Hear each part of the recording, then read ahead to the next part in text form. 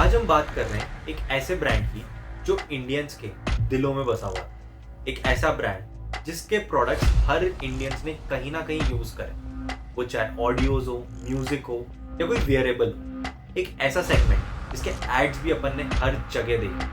मैं बात कर रहा हूँ बोट।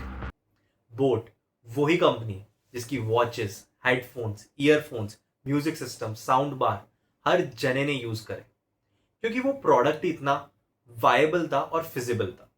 तो स्टार्ट करते हैं इसकी कहानी। 2016 में अमन गुप्ता एंड समीर मेहता ने इसकी स्टार्ट करी।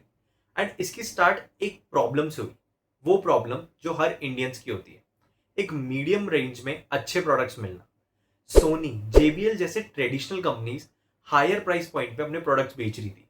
लोअर प्राइस पॉइंट पे प्रोडक्ट्स मिलते थे, बट वो ड्यूरेबल भी नहीं थे, ना ही ज्यादा बेटर क्वालिटी के थे। तो यहीं पर एक प्रॉब्लम आई एंड इसका सोल्यूशन आया कि मिड सेगमेंट में अपने प्रोडक्ट्स को लॉन्च करना। उनका पहला प्रोडक्ट बना आईफोन की केबल। जो आईफोन के जैक्स थे, पहले उसकी कनेक्टिविटी नहीं थी, एंड वहीं से बोट की स्टार्ट हुई। उन्होंने वही सप्लाई चेन डिस्ट्रीब्यूशन में बदला एंड इंडियंस को वो प्रोडक्ट यूज करवाए। उसके बाद नए नए प्रोडक्ट्स इंट्रोड्यूस कराते रहे। उनका मोटिव ये था कि इंडियंस को बेस्ट क्वालिटी प्रोडक्ट्स एक नॉर्मल रेंज में प्रोवाइड करवाना। एंड वहीं से शुरुआत हुई। उस टाइम पे जियो का एरा भी चल रहा था। सब जने 4G पे शिफ्ट हो रहे थे, मोबाइल फोन्स का नेटवर्क बढ़ रहा था, सबके पास स्मार्टफोन्स आ रहे थे। एंड यही टाइम था जब वियरेबल और ऑडियो सेगमेंट भी बढ़ रहा था। सबको हेडफोन्स, ईयरफोन्स एक कल्चर बनते जा रहा था। उन्होंने स्टार्ट करा अपने ईयरफोन से। उन्होंने अपना प्राइस पॉइंट इतना नॉमिनल रखा कि कोई भी अफोर्ड कर सकता हो। उन्होंने स्टार्ट करा अपने एयर ड्रॉप से, एयरबड से, हेडफोन से, फिर आगे जाते जाते साउंड बार्स तक, एंड अब कंप्लीट इकोसिस्टम भी देने लग गए। एंड इसी का रिजल्ट निकला कि फाइनेंशियल ईयर 2022 में उन्होंने अपनी सेल्स 300 करोड़ मार्क करी।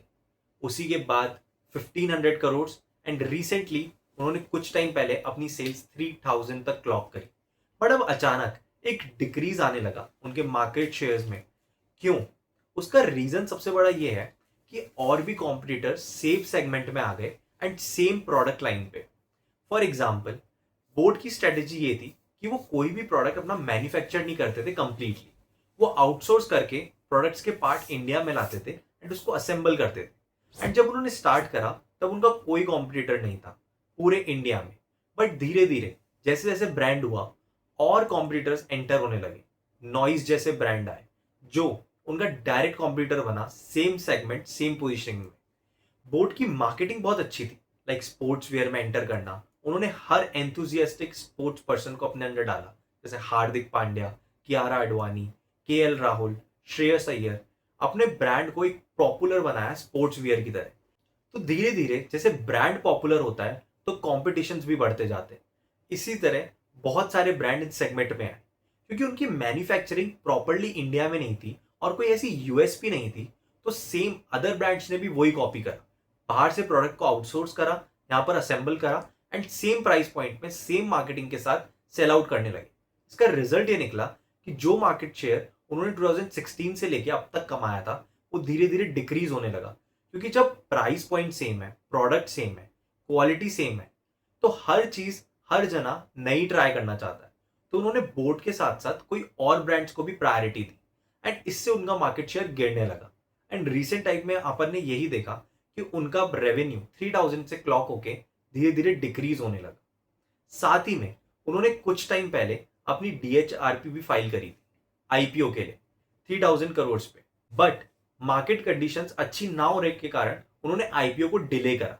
उन्होंने अभी रिसेंटली भी अपनी डीएचआरपी फाइल करी थी 1500 करोड़ के लिए।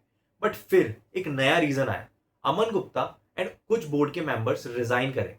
अमन गुप्ता ने अपनी सीएमओ एंड सीईओ पोजीशंस को ड्रॉप करा। एंड ये सबसे मेजर कंक्लूजन होता है किसी भी आईपीओ का।